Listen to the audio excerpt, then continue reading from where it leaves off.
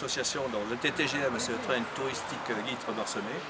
Là maintenant c'est la 5e année que je suis dans l'association et je suis venu en tant que bénévole, comme la plupart des copains qui sont ici, pour conduire et en même temps aussi entretenir le matériel que vous pouvez voir derrière, qui est à côté. D'accord. Donc ça fonctionne de quand à quand cette association? Alors, le train fonctionne du 1er mai officiellement, le week-end, dimanche et jour férié pour le train à vapeur, à compter du 1er mai et jusqu'au dernier dimanche d'octobre. Parce que le reste du temps, la préfecture ne nous autorise pas à rouler, sauf exception.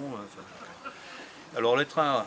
Cette machine, elle a fêté ses 90 ans et nous avons fait justement une célébration pour le 15 août. Il y a eu 3 jours de suite où il y a eu des trains qui ont roulé pour justement 90 ans. Alors c'est une Meuse, en fait c'est une machine qui a été construite à Liège.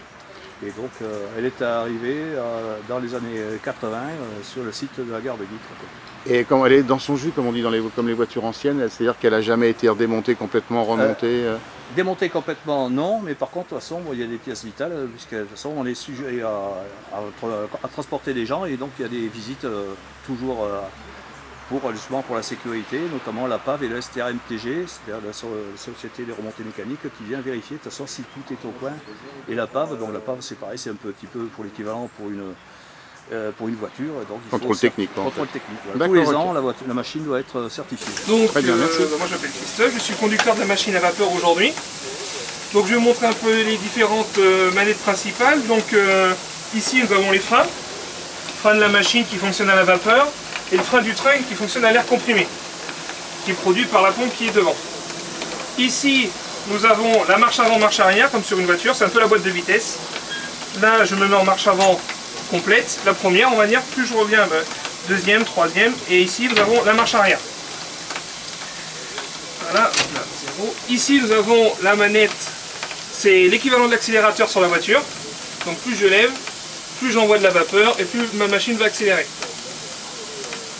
Ici la manette que tous les enfants adorent, le sifflet, donc là bon, il est pensé à parce que la machine elle est en train de monter en pression. Ici nous avons le frein à main, enfin frein à vis sur les chemins de fer, c'est un frein à vis. Après au niveau un peu des manomètres, donc là c'est le frein de la machine, le frein à vapeur. Ici nous avons l'air pour les freins du train.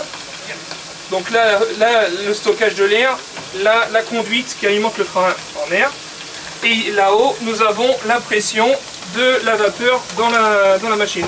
Donc là nous avons une pression qui est presque à 3 bars et demi, sachant que pour que la machine puisse faire le train, il lui faut entre 10 et 12 bars. Donc il faut des belles flammes pour remettre un petit peu.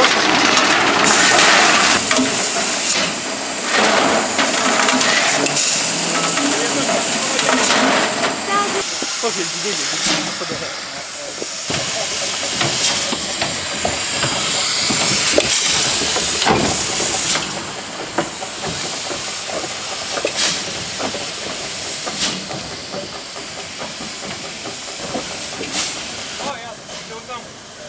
un manque d'eau, non? Non, j'en ai fait 23. Bah, va chanter pendant 1 heure. Allez, dépêche-toi.